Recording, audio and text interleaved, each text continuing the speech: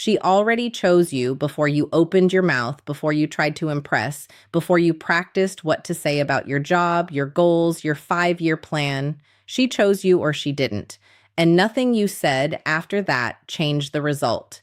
You just didn't know what she was really choosing for. There are 3 weak spots in the female mind that no woman can protect against. Not because she is weak, but because evolution built them into her brain long before language existed. But these are not tricks. They are deep patterns built into how women judge, connect with, and become strongly attached to certain men. Most men will never find even one of them. You are about to learn all 3. But the third one is the one that will keep you thinking tonight. Because once you see it, you will understand every woman who ever lost interest in you, and you will never let it happen again. The first weakness, the competence illusion. She does not fall in love with what you say about yourself. She falls in love with what you don't need to say. There is a man in history that most people ignore. His name was Charles Maurice de Talleyrand, a French diplomat born in 1754. A man with a club foot, a limp, and a face people said was plain at best. He was not tall, not athletic, not rich from birth. By how he looked, he was easy to forget. And yet he attracted some of the most powerful women in Europe for over 50 years. The Duchess of Courland, the Countess of Flahaut, the Princess de Benevento. Women who could have had generals, kings, and the most handsome men of the time. They chose him again and again, almost obsessively. His secret was not charm in the usual way. It was something much more powerful. Talleyrand moved through chaos like it couldn't touch him. While Paris burned during the revolution, while people were being executed and alliances changed overnight, while every other man rushed to be on the winning side, Talleyrand stayed calm. He didn't panic, didn't overreact, didn't try to act confident. He simply seemed like he had already solved whatever problem was happening, as if the result was already decided and he was just waiting for it to happen. Women who saw this felt something they couldn't explain, a feeling in their chest, a tightness, a sense that this man already understood everything others were confused about.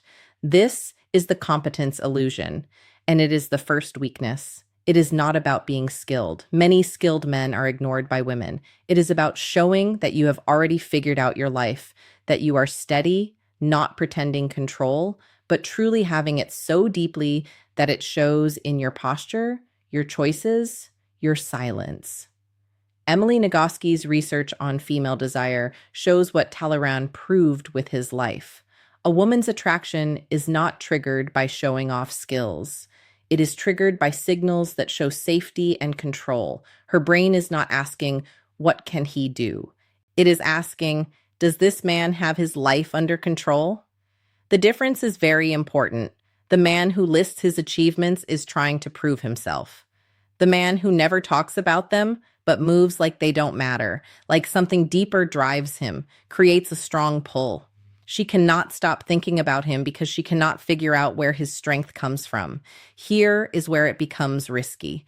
Most men try to show they are capable. They show, they tell, they prove. Every time they try to prove it, they show doubt. If you really had it, you wouldn't need to show it. The peacock spreads its feathers because it has nothing else. The lion doesn't try to look strong, it rests, and that rest is the proof. Talleyrand never raised his voice in talks, never argued strongly. He would say one calm sentence, then stay quiet. The other person would fill the silence with worry. They would argue against themselves. He would win by acting like he had already won. Women reacted the same way. He didn't chase. He didn't try to win them. He simply existed in a way that made chasing feel useless because the result already felt decided. In his private notes, an Austrian ambassador wrote that watching Talleyrand at dinner was like watching gravity. Nothing exciting, just an unseen force pulling everything toward a center that never moved. The simple lesson, stop trying to prove your life works. Let it show on its own. Let her figure it out herself. The man who talks about his goals sounds needy. The man whose goals show in how he lives his day sounds satisfied. And the satisfied man is the one she cannot stop watching across the room. She doesn't need your achievements list. She needs to feel in her body that you are already steady, that your calm is real, not fake, that the ground you stand on does not shake when she tests it, when life tests it, when anything tests it. This is the first crack. And once she falls into it, she enters a space where logic does not work. The second weakness, the need to be understood. Every woman carries a version of herself she has never shown anyone. Not a dark version, not always a secret, but a layer, a side she hides because no one has ever understood it.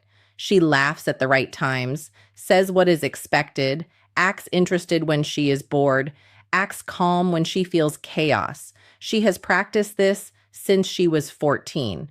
And she has become so good at it that most days she almost believes it is her real self. Almost.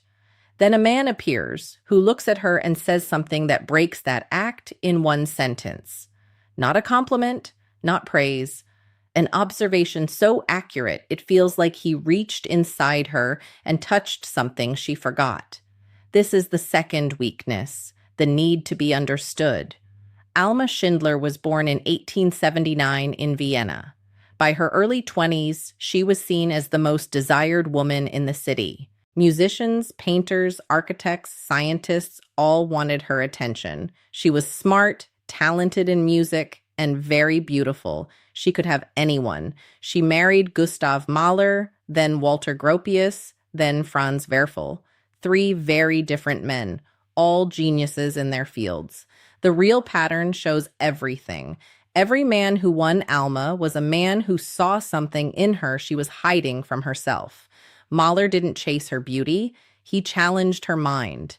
In their early letters, he made an observation that shocked her. He said she was using her beauty as a wall to stop people from reaching her real intelligence, because her intelligence scared her more than rejection ever could. She was angry. Then she couldn't stop thinking about him. Then she married him. The need to be understood works because of a rule Robert Cialdini explained, but didn't connect to attraction. The rule of self-consistency. Humans strongly want to be seen correctly. When someone shows us something we secretly believe about ourselves, a bond forms that is very hard to break, because that person becomes proof that we are real, that our hidden side exists, that we are not crazy for feeling what we feel under the surface.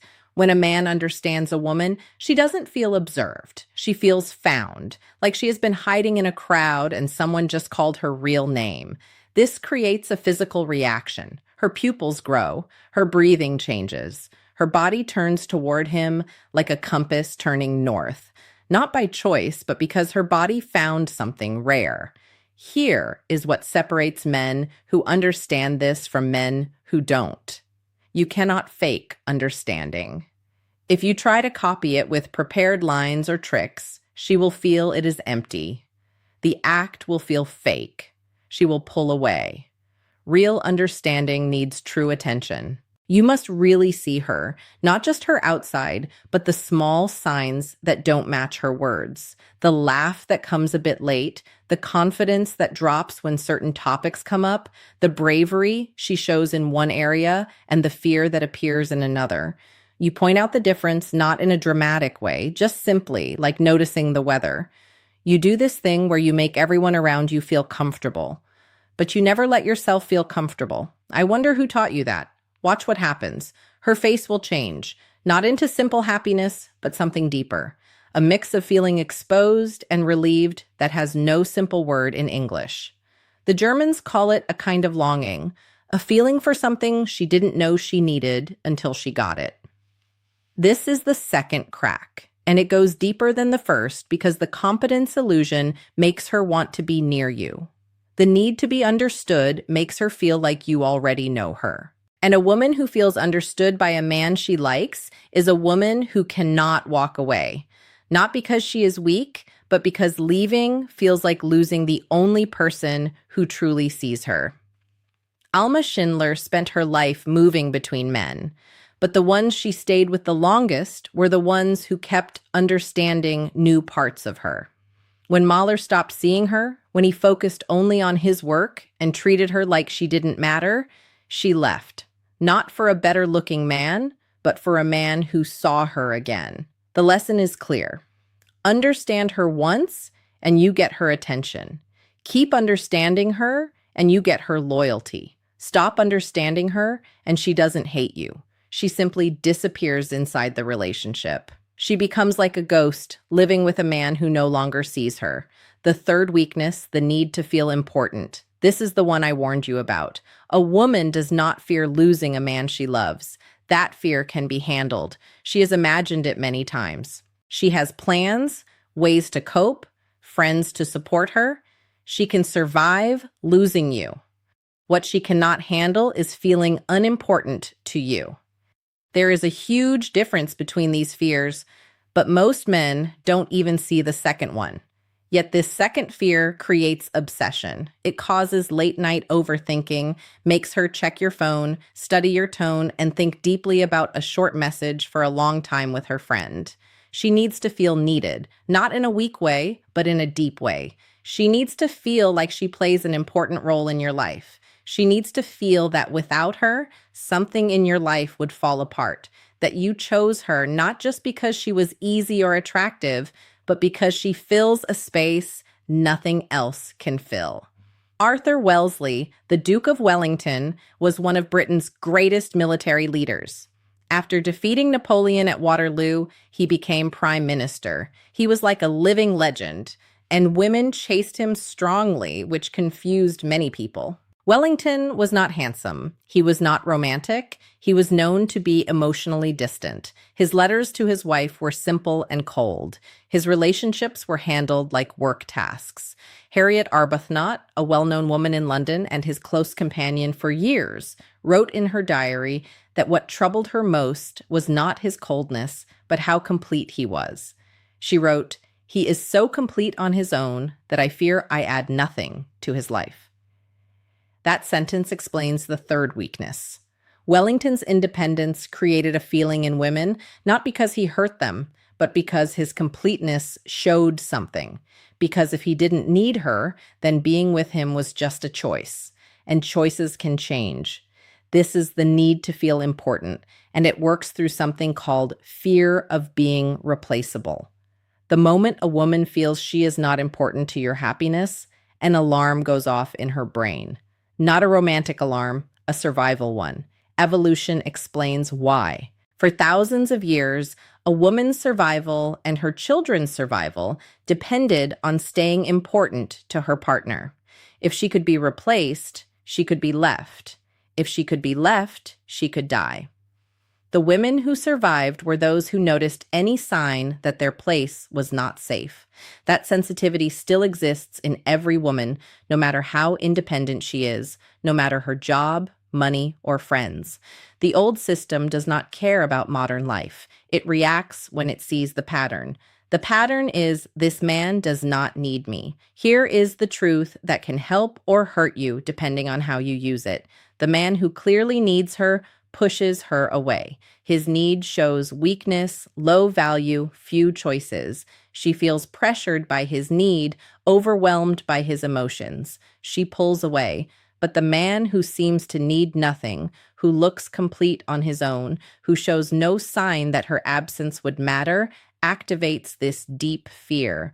And that fear pushes her to prove she matters. She starts showing her value, cooking, caring, planning things, sharing parts of herself she hides from others, all to achieve one goal, to create a place in his life only she can fill. This is not manipulation when it is real. The man who truly built a life that works without depending on love is not acting. He is showing truth. And truth is the most powerful thing a man can offer. But here is the balance. If she never gets proof that she became important, if she never sees that her presence matters, the feeling does not turn into love. It turns into frustration, distance, and quiet withdrawal. A door closes silently. The Duke of Wellington learned this. Harriet Arbuthnot, even after years of care, slowly moved away emotionally, not because he rejected her, but because he never showed she was important. His independence, which first attracted her, became a wall she could not cross. The right approach is careful. You must seem complete, stable, grounded in your own life. This starts the process, makes her invest, and then at certain unexpected times, you must show a small opening, a moment where she matters in a way nothing else does. Not with words made to comfort, but with real moments she notices, without you trying to show them. She sees you looking at her when you think she isn't watching. She feels your hand hold hers tighter in a moment you didn't announce. She hears a small change in your voice when she says she might not be available, a change so small you didn't notice. These small signs tell her, I matter. I cannot be replaced. I am important. And the relief she feels connects her to you in a deep way logic cannot break, because it is not logical. It is the oldest part of her brain saying, you are safe. You will not be left. You matter to someone who needs nothing. Esther Villar wrote that relationships between men and women are like a hidden negotiation where both sides don't see their own actions. She was partly right. The ones who don't see lose, the ones who see clearly don't negotiate. They build. These three weaknesses work in order, not separately. The competence illusion opens the door. She is drawn to a man whose life looks steady and controlled. Her body moves toward him before she thinks. The need to be understood strengthens the bond. When he truly sees her, not the act, but the real person, she connects deeply. He becomes the only reflection that matters. The need to feel important locks it in. When she works to become important to a man who seems complete and then sees that she's succeeded, the bond becomes part of who she is. It does not fade. It becomes part of her identity. This is not a game. This is the structure behind every strong attachment a woman has ever had. Every man she couldn't forget. Every name she whispered late at night. Every person she compared others to after it ended. He used all three, maybe without knowing. Now you know. The question is not if these patterns exist. They are built into human nature. The real question is whether you will stay someone who finds them by accident and loses them without understanding, or become someone who understands them fully and uses them on purpose. The answer is not in thinking. It is in what you do starting tomorrow. If you felt something change while hearing this, if something finally made sense that you couldn't explain before, then you already know this message speaks in a way most people won't understand. Subscribe, not because you were told to, but because you are done accepting advice that keeps you average.